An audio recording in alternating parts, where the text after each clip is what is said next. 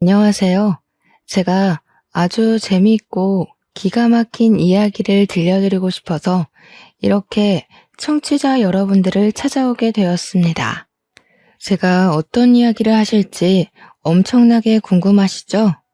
간단하게 제 소개부터 드리자면 저는 30대 중반의 여자입니다. 저에게는 아주 귀한 귀인이라는 친구가 있는데요. 이 귀인이라는 친구와 있었던 제 인생에 잊지 못할 순간들을 이야기하려고 사연을 올립니다. 세상에 이런 친구가 제 옆에 존재한다는 것 자체가 너무나도 고맙고 행복합니다. 귀인이 덕분에 제가 아주 버러지 같은 놈과 이별할 수 있게 되었거든요. 그러면 지금부터 여러분들이 아주 궁금해하실 그 이야기들을 모두 풀어보겠습니다.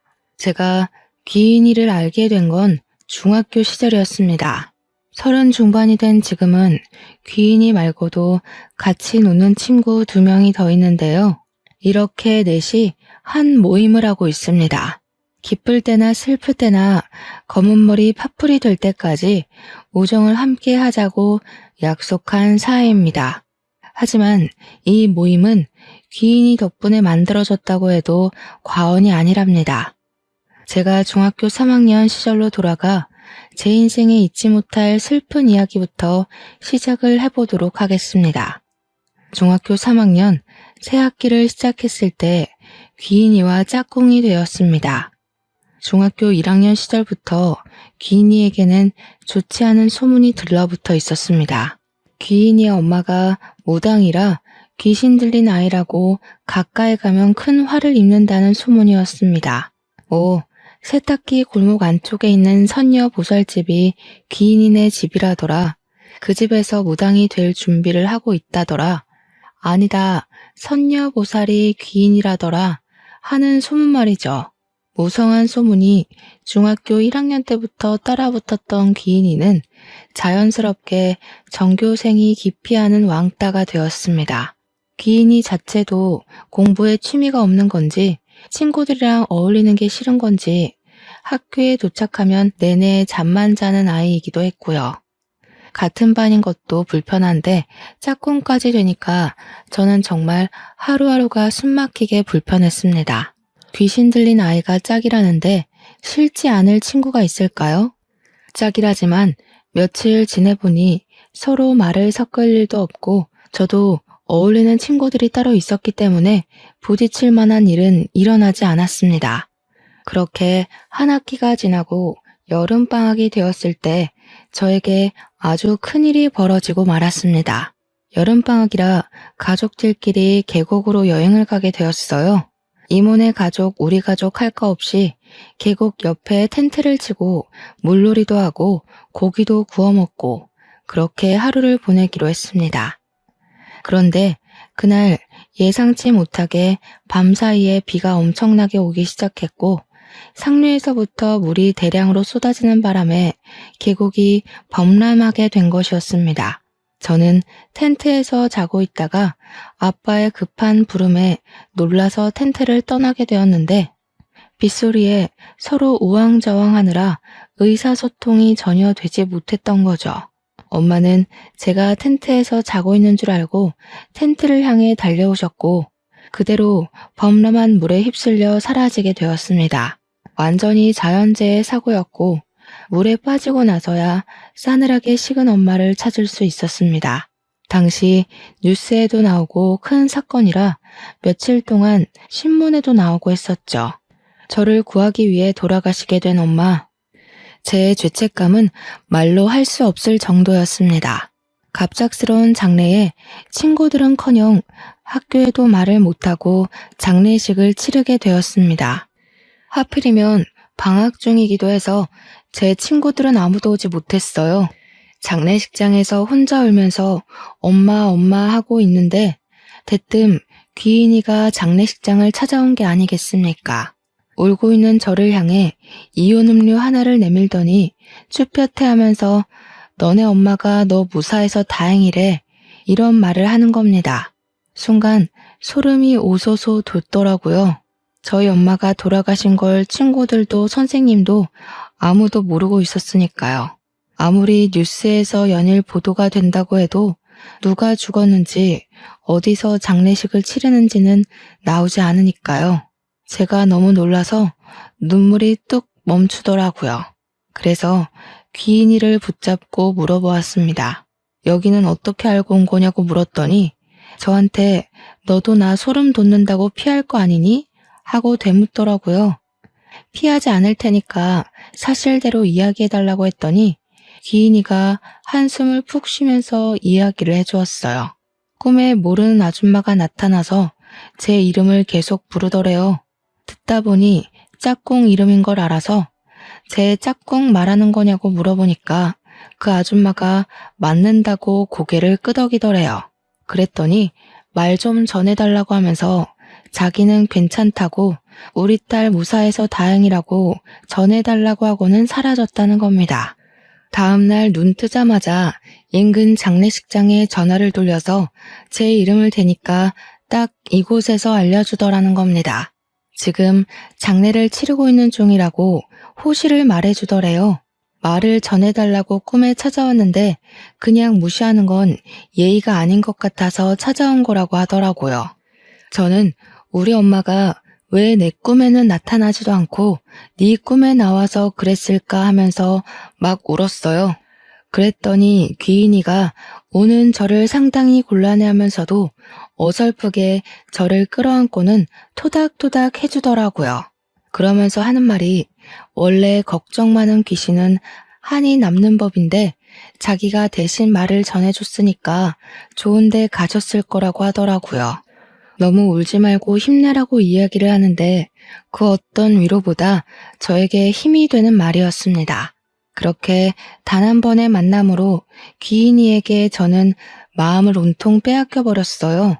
방학이 끝나고 학교에 가게 돼서부터는 혼자 밥 먹고 잠만 자는 귀인이를 깨워서 엄청나게 챙겨주었습니다.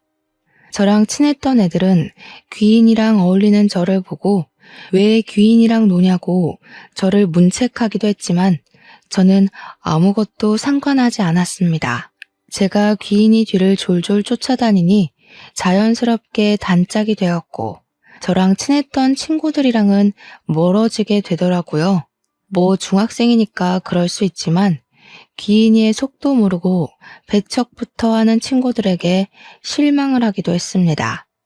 다행인 건 귀인이랑 제가 같은 고등학교에 진학을 하게 되었다는 것이었어요. 고등학교에 가서는 2명의 친구들이 더 늘게 되었어요. 지금까지도 모임을 하고 있는 친구들입니다. 물론 사람을 대하는데 서툰 귀인이를 대신하여 제 친화력이 한몫한 거긴 하지만 다들 귀인이의 내면을 바라봐 준 듯 했습니다. 그 뒤로 우리 넷은 진짜 단짝이 되었어요. 공부도 같이 하고 노래방도 같이 가고 야자도 같이 땡땡이 치고 떡볶이를 먹으러 가기도 했고요. 나름 편했던 건 귀인이가 무당집 딸이라는 소문이 고등학교에도 자자했기 때문에 일진 친구들도 귀인이가 무서워서 저희는 건드리지 않았습니다. 당시에 저희 학교 일진 애들이 돈도 뺏고 학교 폭력도 일삼는 아주 못된 애들이었거든요. 우리 넷은 학교 생활하면서 단 한 번도 그런 일에 휘말리지 않고 잘 지낼 수 있었죠. 성적도 고만고만했던 저희는 대학교도 다 서울에 있는 4년제 학교에 다니게 되어서 한 달에 한두 번 이상 꼭 만나서 밥을 먹었습니다. 우리 우정 영원하자는 친목 관계는 성인이 되어서도 쭉 유지가 되었죠. 아, 귀인이는 사람이 많은 곳은 불편하고 피곤하다면서 대학교를 진학하지 않았습니다. 실제로 귀인이네 집이 무당집이긴 했어요. 엄마나 귀인이가 선녀보살은 아니었고 귀인이의 이모가 선녀보살이었습니다. 저에게 은근슬쩍 대학교에 가면 성적 비관으로 죽은 귀신들이 많다면서 골치가 아프다고 하는데 그런 말 할 때는 친구지만 소름 돋더라고요. 제가 특히나 귀신을 좀 무서워하는 성격이었거든요. 물론 우리 넷이 친한 것과는 별개로 친구들의 부모님은 귀인이를 별로 좋아하지 않았습니다.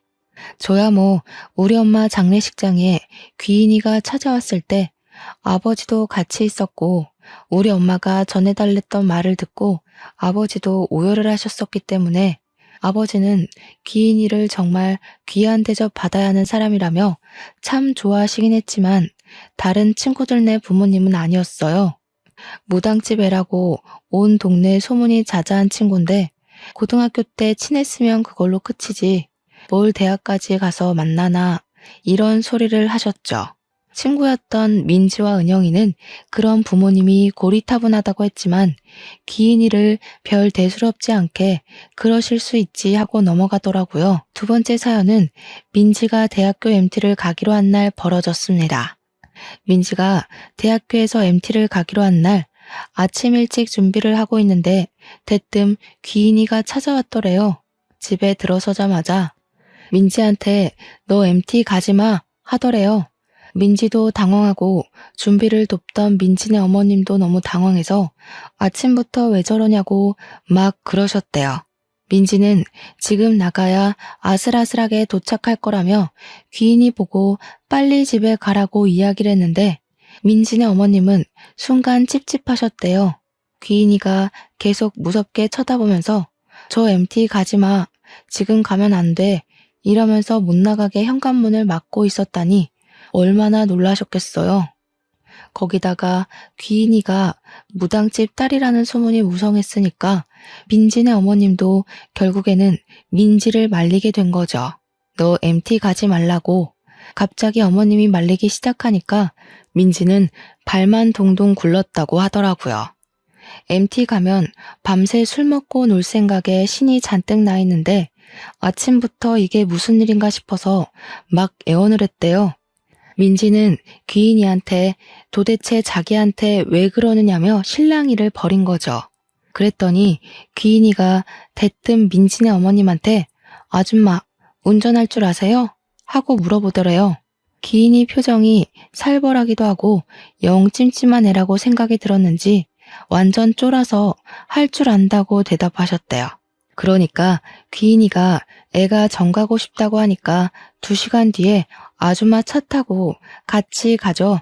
집까지만 태워주세요. 했대요. 그러니까 민지네 어머님이 말릴 수도 없고 싫다고도 못하는 우왕좌왕하는 사이에 민지 휴대폰에 연락이 막 쏟아지더랍니다.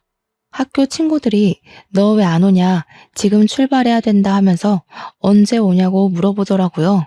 민지가 이미 늦었다는 생각이 동기들에게 피해를 줄 수 없어서 일이 생겨서 좀 늦을 것 같으니까 먼저 출발하라고 했다고 하더군요.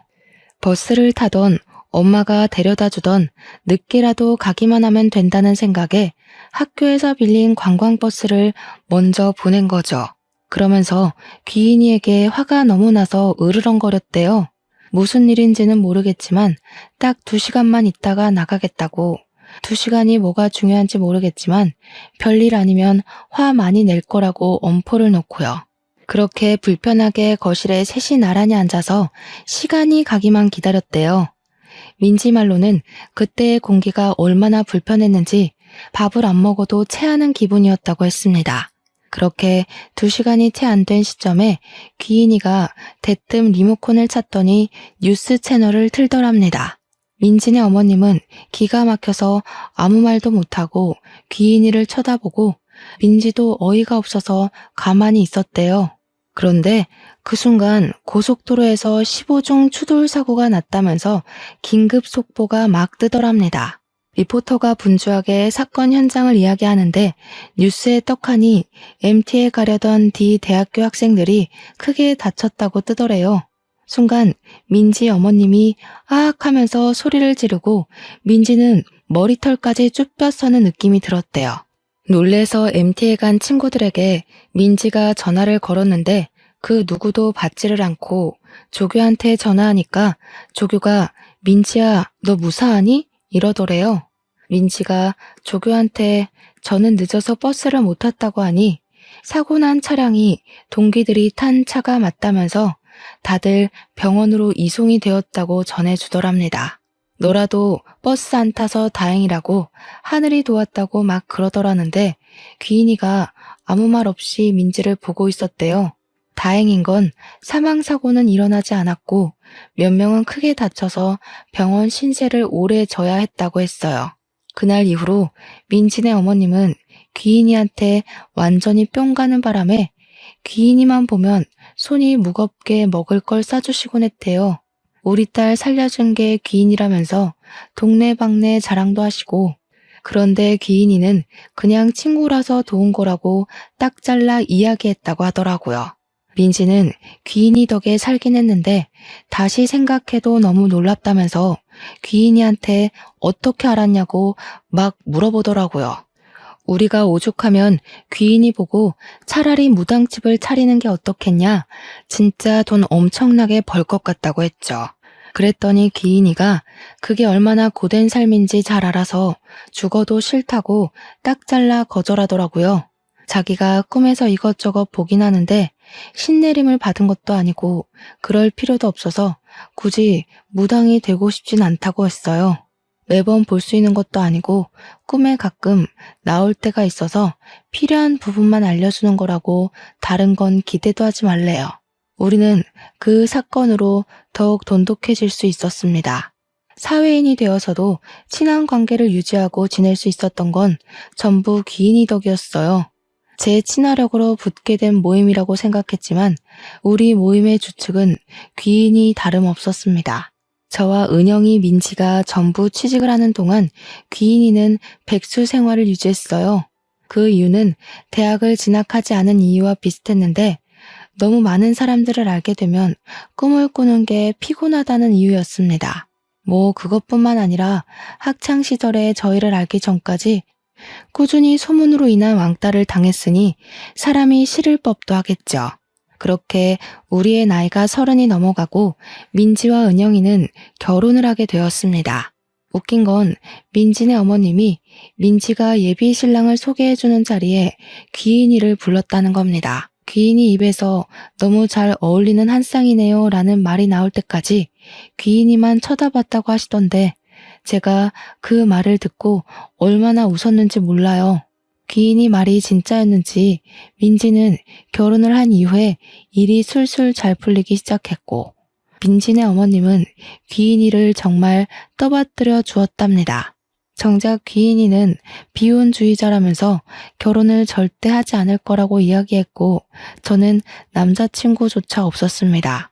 친구들이 결혼할 때 부케도 제가 받았는데 남자친구조차 없으니까 슬슬 걱정이 되더라고요. 그래서 귀인이를 붙잡고 내가 뭐가 문제냐, 나는 왜 남자친구가 없냐 물어봤더니 귀인이가 귀를 후벼 파는 겁니다. 그러면서 다 때가 되면 나타나는 거니까 잠자코 기다리라고 하는데 너무나도 불안한 거예요. 은근슬쩍 내 나이 80 먹어야 남자가 나타나는 거 아니야? 하는데 귀인이가 그냥 웃더라고요. 헐, 진짜 소름 돋았잖아요. 나이 80까지 독수 공방해야 된다는 소리로 들려서 소개팅을 해야겠다고 결심했죠. 제가 회사 생활하면서 가장 힘들었던 게 뭔지 아세요? 업무도 상사의 잔소리도 출퇴근길도 아닌 바로 동기였습니다. 저와 같은 시기에 입사한 입사 동기였는데 나이는 저보다 2살 많은 언니였어요. 같이 입사한 반면 저는 프로젝트를 2개나 성공적으로 마무리한 덕분에 진급이 언니보다 빨랐거든요. 회사 언니는 그런 저를 무척이나 시기 질투했었습니다. 제가 성격이 모난 데 없이 활발하고 서글서글한 성격인데 회사 언니는 별명이 툴툴이었어요. 오만하면 툴툴거리고 동기들을 까내리고 상사에게도 눈을 치켜뜨고 사회생활 할 줄 모르는 전형적인 부류였습니다.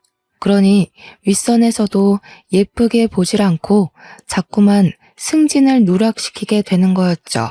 저랑 별로 친한 언니는 아니었지만 자리도 가깝고 입사 동기인지라 주변에서 이것저것 많이 묶어서 일을 시키긴 했어요. 근데 일을 할수록 이 언니가 정말 별로더라고요. 저를 고깝게 보는 눈빛도 좀 그랬고요. 거기다가 분위기를 얼마나 갑분싸로 만드는지 유머를 유머로 소비하지 못하는 그런 부류 있잖아요. 딱 회사 언니에게 어울리는 말이었죠. 농담을 해도 어찌나 뼈가 살벌하게 있는지 주변에서 아무도 웃지 못하게 만드는 사람이었습니다. 지 잘난 거 하나 없는데 지 잘난 맛에 살아서 사람들 무시하고 깔보고 그런 유형이요. 그러니까 자연스럽게 회사 사람들도 언니를 피하는데 자기만 모르고 자꾸 둘러붙는 눈치도 없는 사람이었습니다. 회사 과장님이 명품백을 들고 온 날 대놓고 이거 짭이죠? 하는데 그 주둥이를 정말 꿰매고 싶은 심정이었죠. 그런 언니가 저에게 소개팅 제안을 해온 겁니다. 처음에는 당연히 거절부터 했습니다.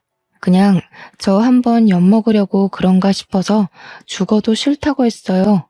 그런 거 있잖아요. 소개팅을 했는데 대머리가 나왔다. 팔이 한쪽 없더라 하는 이야기요. 딱 제 이야기가 될 것 같아서 웃는 낯으로 거절을 했는데 이 언니가 며칠을 붙잡고 이야기를 하는 거예요. 너무너무 괜찮은 사람인데 한 번만 만나보라고요. 그래서 저도 똑같이 말했어요. 너무너무 괜찮은 사람이면 대리님이 만나지 왜 절 소개해 주냐고요. 그러니까 저한테 자긴 남자친구가 있다면서 회사에서 유일하게 친한 동생이니까 소개해 주는 거래요. 누가 누구랑 친하다는 건지 하하. 그러더니 저한테는 상의도 없이 제 휴대폰 번호를 넘겼더라고요. 이미 휴대폰 번호까지 넘어간 거 한번 딱 만나고 거절해야겠다 싶어서 알겠다고 했습니다. 어차피 만남을 이어가는 건 서로의 몫이지 언니가 참견할 만한 건 아니니까요. 약속을 잡고 만났는데 아니 정말 예상 밖으로 너무 멀끔하고 괜찮은 사람이 앉아있는 게 아니겠어요? 무슨 생긴 게 한쪽 쌍꺼풀만 있고 가마도 쌍가마라서 미신을 믿는 저에게는 좀 걸리는 부분이긴 했지만 너무너무 괜찮은 사람이었습니다.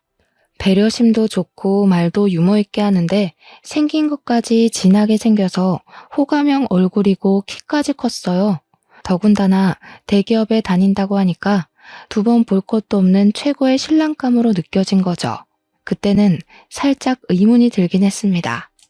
회사 언니는 왜 이런 로또를 저에게 소개해 준 걸까 하는 의심이죠.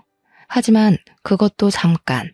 결국 동기 언니에게 고맙다고 인사를 할 정도로 괜찮은 사람이라는 걸 알고 나서부터는 저는 그 남자에게 푹 빠지게 되었습니다. 한 번 만남이 두 번이 되고 두 번이 다섯 번이 되고 그렇게 시간이 갈수록 이 남자는 저와 천생연분이라는 생각이 들었습니다. 그래서 셀 수 없이 만남을 지속했을 무렵 저는 그 남자와 연애를 하기 시작했어요.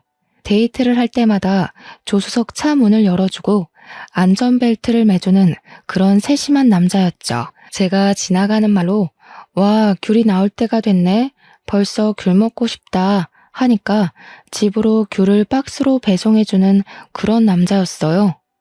보석이나 가방같이 큰 걸 챙겨주진 않아도 일상에서 소소하게 제가 한 말을 기억했다가 하나하나 챙겨주는 남자요. 가랑비에 젖는다는 말처럼 저는 그에게 푹 빠져버렸고 이 남자 없는 일상은 생각할 수조차 없게 되었습니다. TV를 보다가도 와 저기 가보고 싶다 하는 곳은 기억해뒀다가 저를 꼭 데리고 가주는데 어찌 싫어할 수가 있을까요? 거기다가 취미생활도 완전 잘 맞는 거예요. 제가 은근히 몸치라서 운동 종류를 정말 싫어하거든요. 그런데 이 남자도 운동을 싫어한다고 하더라고요. 물론 그런 것 치고는 군살도 없고 매끈한 몸매이긴 했지만 영화관이라든지 전시회를 간다든지 제가 좋아하는 취미들을 일일이 챙겨주었어요. 당연히 연애하는 기간이 길어지면서 제 친구들에게도 자연스럽게 소개를 시켜주게 되었습니다.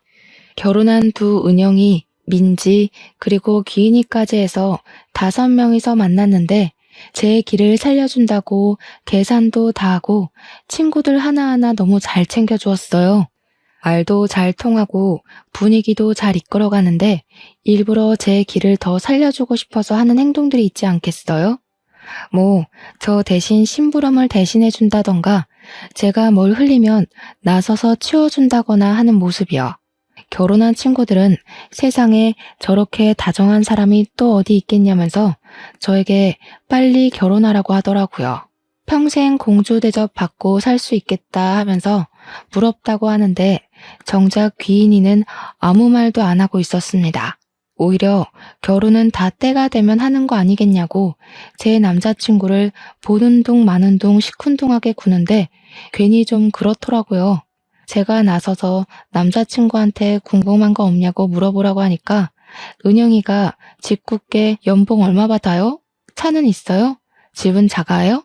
하면서 말했어요.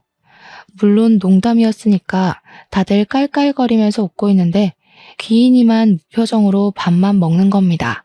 괜히 귀인이 눈치도 보이고 마음이 엄청나게 찝찝했어요. 그렇게 1년을 꽉 채워 연애를 하고 남자친구는 저에게 반지를 주면서 프로포즈를 했습니다. 저와 평생을 함께하고 싶다는 말에 저도 좋다고 우리 이제 결혼하는 거냐고 하니까 화사하게 웃어주더라고요. 양가의 허락을 받고 결혼 준비를 하자고 하면서 저한테 모아둔 돈이 얼마가 있냐고 물어보더라고요. 그때까지 서로의 연봉이 얼만지 모아둔 재산이 얼만지 정확하게 오픈을 하지 않았었거든요. 원래 결혼할 때 되면 다 알아야 하는 거라고 하길래 저는 솔직하게 이야기를 했어요. 적금은 8천만 원 정도 있고 월급은 이 정도 된다. 예전에 아버지께서 증여해 주신 오피스텔을 한 채 가지고 있어서 월세를 받고 있다고 했어요. 그러니 남자친구가 이 말을 긁적이면서 자기도 솔직하게 할 말이 있다고 하더라고요. 사실 자기는 집에 빚이 좀 있어서 모아둔 돈이 없대요. 그래도 결혼하고 나면 갚을 거 별로 안 남아서 괜찮을 거라고 하는데 제가 진짜 심각하게 당황을 했습니다. 빚이 있는 사람일 거라고는 전혀 생각을 못 했었기 때문이었어요. 항상 세련된 옷을 사입었고 손목시계나 벨트도 제가 알기로는 꽤 명품이었던 걸로 기억을 했거든요. 거기다가 대기업도 다니고 하니까 못해도 1억은 모았을 거라고 생각했죠. 제가 다니는 기업이 중견기업인데 모은 돈이 8천만 원이었으니까요. 물론 제가 가진 오피스텔이 위치가 좋아서 월세가 쏠쏠하기도 했지만 빚은 상상도 못했던 일이었죠.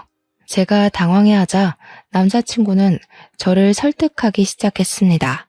8천만 원 모은 돈에 오피스텔로 담보대출을 받아서 전셋집도 구하고 식도 올리자는 거예요. 그래서 저는 놀래서 자기는 얼마가 있는 거냐고 다 내 돈으로 해야 하냐고 물어보았더니 남자친구가 별일 아니라는 듯이 이야기를 하는 겁니다. 어차피 결혼해서 애라도 낳게 되면 육아휴직도 해야 하고 자기 월급으로 생활해야 하는 거 아니냐고요. 나중에 다 자기가 번 돈으로 노후 생활을 하게 될 건데 빡빡하게 너 돈 내 돈 갈라치기 해야 되냐고 하더라고요. 근데 또 듣고 보니까 틀린 말도 아닌 것 같았습니다. 그때라도 발에 땀나게 도망을 갔어야 했는데 제가 설득이 되고 만 거죠. 그 뒤로부터는 순조롭게 결혼식 준비가 진행되는 듯 했습니다. 예비 신랑의 집에 인사를 드리러 가기 전까지는 그렇게 생각을 했죠. 저를 딱 보자마자 거두절미하고 이야기를 하시겠다 하면서 저한테 얼마를 버냐고 물어보시더라고요. 오피스텔에서 받는 월세를 제외하고 280만 원 번다고 이야기를 했더니 앞으로 자기에게 매달 용돈을 얼마씩 줄 거냐고 물어보시는 겁니다. 아주 뻔뻔하게 들어서 알겠는지 모르겠지만 우리 집이 빚이 좀 있는데 그거 다 갚아주고 결혼하라고 하는 거였어요. 저는 너무 당황스러워서 거기서 아무 말도 못하고 바보 천지처럼 어버버 거렸습니다. 누구라도 첫 인사를 드리러 가는 날 그런 소리를 듣는다면 저처럼 반응을 할 거예요. 그런데 제 편을 들어줄 거라 생각했던 예비 신랑이 엄마 알아서 다 할 테니까 너무 걱정하지 마세요 하는 게 아니겠습니까? 그러더니 예비 시모가 저한테 아주 쐐기를 박았습니다. 나는 우리 아들이랑 살아보고 혼인신고는 나중에 했으면 좋겠다는 마음이 있네. 결혼식은 최대한 간단하게 했으면 좋겠고. 그게 무슨 말씀이세요? 우리 아들이랑 1년도 못 살고 이혼할 수도 있지 않겠니? 그러니까 살아보고 혼인신고를 해. 애 생기고 나서 혼인신고해도 늦은 거 아니라고 생각한다. 내가 좀 깨어있는 사람이거든. 그리고 결혼식은 막 성대하게 하는 거 내가 정신 사나워서 싫다. 요즘 스몰 웨딩? 뭐 그런 게 유행이라며? 그리고 너 어차피 엄마도 없다면서 혼주석 비어있는 거 우리 쪽 손님들이 보고 욕할 수도 있잖아. 간단하게 하자. 다른 건 몰라도 우리 엄마를 이야기하는 건 선을 세게 넘는 거라고 생각했어요. 저는 그 자리에서 아무런 대답도 하지 않고 오늘은 날이 아닌 듯 싶으니 다음에 다시 이야기하자고 말씀드리고 대충 인사를 한 뒤 나와버렸습니다. 제가 밖으로 나오자 예비 신랑이 아주 눈에 쌍심지를 켜고 저를 따라 나오더라고요. 이게 무슨 경험 없는 짓이야? 어른이 이야기를 하면 어떤 말이든 끝까지 듣고 나와야 하는 거 아니야? 당신 어머님이 더 예의 없는 거 아니야? 어떻게 그런 말 할 수가 있어? 우리 엄마가 사고로 돌아가신 게 도대체 뭐가 문제라고 그런 말을 하시는 거야? 그러니 예비 신랑이 겸연쩍어 하면서 우리 엄마가 심한 건 알겠지만 저에게는 시어머니가 될 사람이지 않냐고 하더라고요. 자기가 잘 말해둘 테니까 다음번에 만날 때는 사과부터 하라고 하는 겁니다. 그러면서 저에게 결혼이라는 게 평생 남으로 살다가 가족으로 묶이는 거 아니겠냐고 의견 차이와 생활 차이는 당연히 있을 수 있는 거라고 했어요. 저에게 우리 둘이 잘 노력해서 가꾸어 나가면 이런 문제도 나중에는 별일 아닌 게 된다면서 저를 설득하는데 제가 또 홀라당 넘어간 거예요. 30년을 넘게 남으로 살았는데 하루아침에 끈끈해지고 서로를 파악한다는 게 어려운 일이라고 그 가스라이팅에 넘어가고 만 것이죠. 지금 와서 생각해보면 정말 바보 같은 생각이라는 걸 알지만 그 당시에는 그런 생각을 할 여유조차 없었습니다. 그날 저녁에 집으로 돌아와서 조금 속상한 마음도 있고 해서 귀인이에게 전화를 걸었습니다. 오늘 인사를 드리러 갔는데 이런 일이 있었다 하면서 이야기를 하면서 결론은 예비 신랑이 잘 다독여줘서 마음을 풀었다고 넋두리를 했어요. 그랬더니 가만히 제 이야기를 듣고 있던 귀인이가 대뜸 저에게 그 결혼할 거냐고 물어보는 게 아니겠습니까? 그동안 제가 연애를 할 때도 프로포즈를 받았다고 할 때도 예비 신랑에 대한 이야기를 한 번도 한 적 없었던 귀인이가 물어보니까 뭔가 이상했어요. 하지만 저는 이미 일이 어느 정도 진행이 되기도 했고 귀인이에게 솔직하게 이야기를 했습니다. 이미 인사도 드렸고 다음 주에는 우리 집 와서 아버지랑 같이 식사를 하기로 했다고요. 그러면 결혼까지 하게 되지 않겠냐고 했죠. 귀인이가 몇 초 동안 아무 말 없이 제 이야기를 곰곰이 생각하는 듯 하더니 대뜸 알겠어 하고 전화를 딱 끊어버리는 겁니다. 저는 정말 그게 더 찜찜하고 이상한 거예요. 왜 아무 소리도 안 하나 싶고요. 예비 신랑과 평소에 다름없는 일주일을 보냈고 드디어 저희 아버지와 함께 식사를 하는 날이 찾아왔습니다. 아버지께 남자를 처음 소개해드리는 자리이다 보니 평소와 달리 너무나도 긴장이 되더라고요. 혹시라도 아버지께서 싫어하시면 어쩌지 하는 마음이 들면서도 제가 선택한 사람이니 좋아해 주실 거라고 굳게 믿었습니다. 약속 장소 앞에서 예비 신랑과 만나 같이 손을 잡고 식당에 들어가서 안내받은 룸으로 들어갔는데 귀인이가 저희 아버지 옆에 딱 붙어 앉아 있는 게 아니겠습니까? 저는 너무 놀라서 뭐야? 하고 물어보았습니다. 너 여기에 왜 있어? 하니까 귀인이가 아무렇지 않게 아버지가 같이 밥 먹자고 부르셔서 왔어. 이러더라고요. 예비 신랑의 얼굴은 좋지 않아 보였지만 아버지께서 귀인이를 보면서 끄덕이시더라고요. 내가 같이 밥 먹자고 불렀다. 우리 가족이나 다름없는 귀한 친구이니만큼 같이 보는 게 좋을 것 같아서 그랬어. 하시는데 예비 신랑도 더 말을 못했죠. 경우 없다고 생각하면서도 예비 장인어른의 말에 토를 달아 굳이 점수를 깎이고 싶지 않았던 거였을 거예요. 식사가 나오고 본격적으로 밥을 먹으면서 이야기를 하려고 했는데 아버지께서 일단 밥부터 먹고 이야기를 하자고 하셨습니다. 우리 딸 일하느라 고생했는데 든든히 밥은 먹어야 하지 않겠냐고 하시는데 예비 신랑도 끄덕이면서 맞장구를 치더라고요. 제가 밥을 먹는 동안 예비 신랑이 제 밥그릇 위에 생선살을 발라 놓아주고 갈비를 놓아주고 하는데 우리 아버지는 묵묵히 밥만 드시더군요. 평소 같으면 우리 딸한테 잘하는 남자라고 칭찬을 해주실 법도 한데 너무 싸늘하게 식사만 하시니까 기분이 별로였어요. 집에 가서 아버지께 투정이라도 부려야겠다 싶어서 일단 식사에 집중을 하고 어느 정도 다들 배가 부르자 전통차를 내어주시더라고요.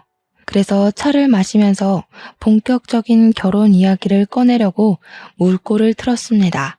그러자 귀인이가 대뜸 예비 신랑을 보면서 의미심장한 얼굴로 이야기를 하더라고요. 7년 전에 큰일을 한번 겪으셨네요. 무슨 일이 있었는지 그쪽 입으로 듣고 싶은데. 저는 무슨 말인가 싶어서 귀인이를 쳐다보다가 예비 신랑의 얼굴을 바라보았어요. 그러자 예비 신랑의 얼굴이 진짜 볼품없이 썩어 들어가는 겁니다. 저는 이게 다 무슨 소리인가 싶어서 예비 신랑을 향해 물어보았습니다. 7년 전? 왜? 오빠 무슨 일 있었어?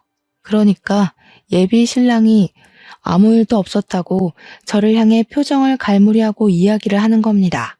그러자 귀인이가 정말 가증스러운 연기를 하면서 예비 신랑의 목을 점점 죄어왔어요.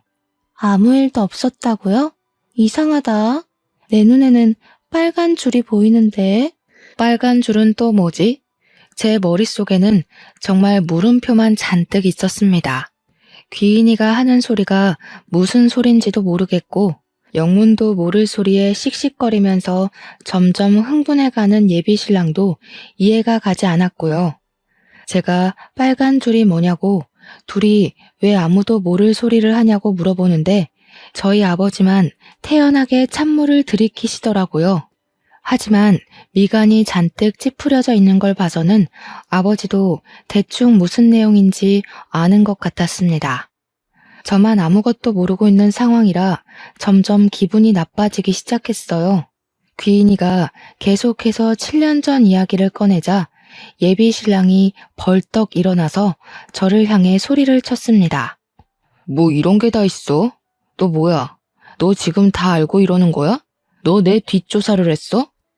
이게 얌전한 줄 알았는데 아주 엉큼한 계집애였네.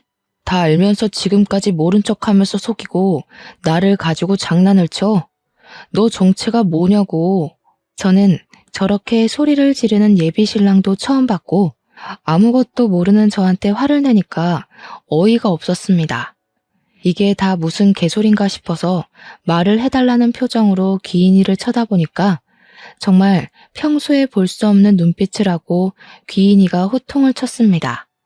이모가 선녀보살이라더니 귀인이가 꼭 선녀보살이 된 것 같은 모습이었어요. 어디 앞길 창창한 애들을 꼬셔다가 죄다 폐인을 만들어 놔?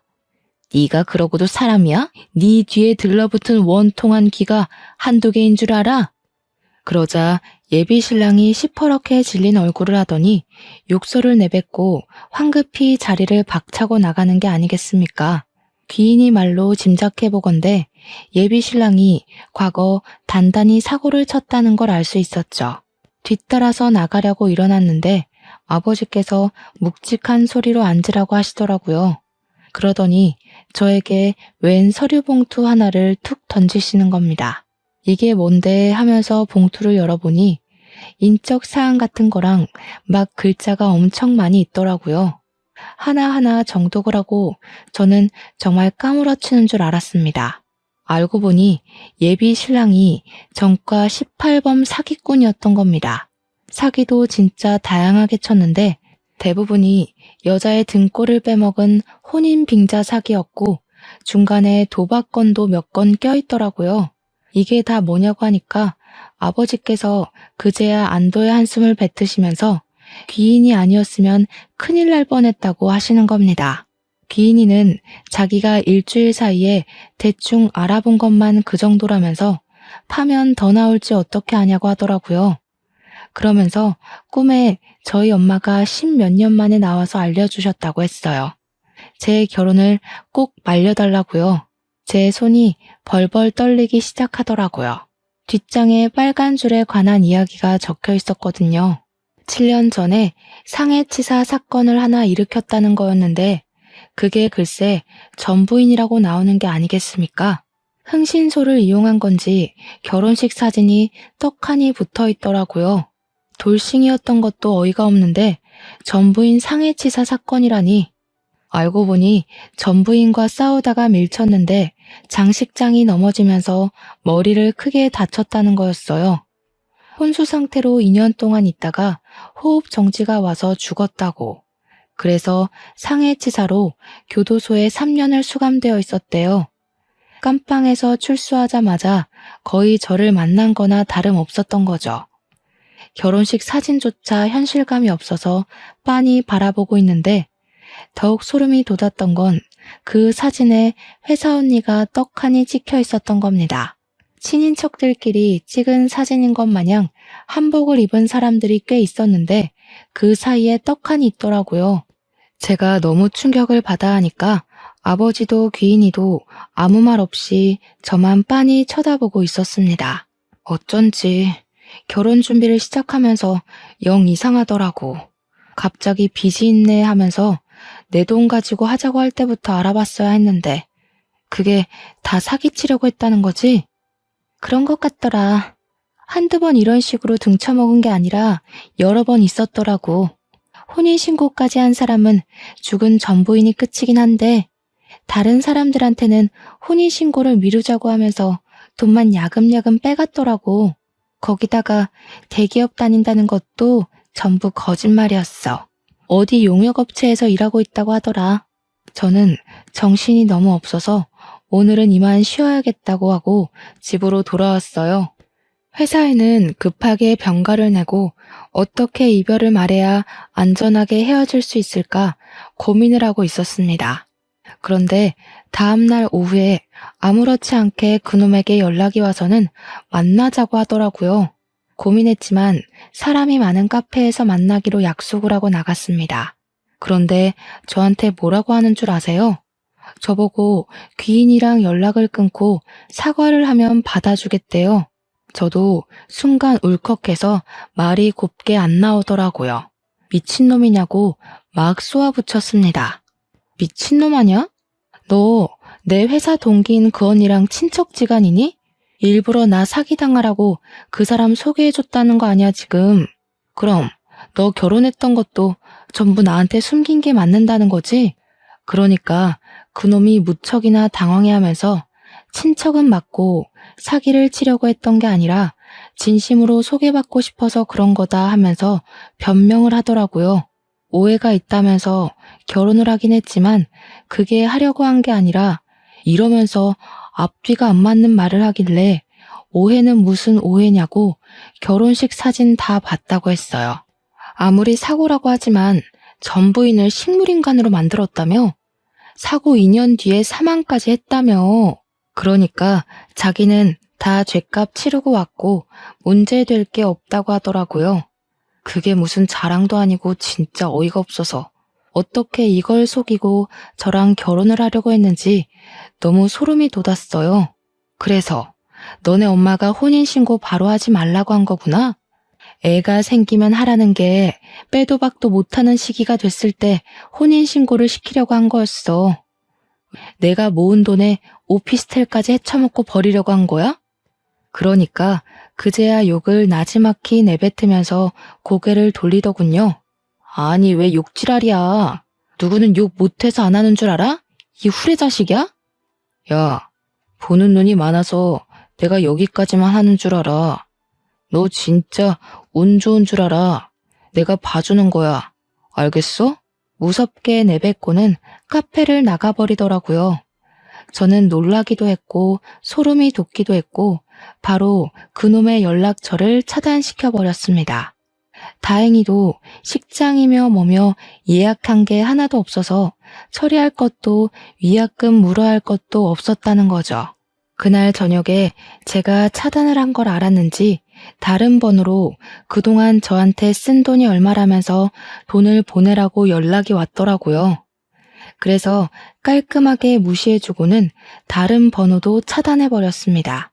다음날 회사에 출근을 하니 동기 언니가 저를 쓱 쳐다보는데 안절부절 난리가 났더라고요.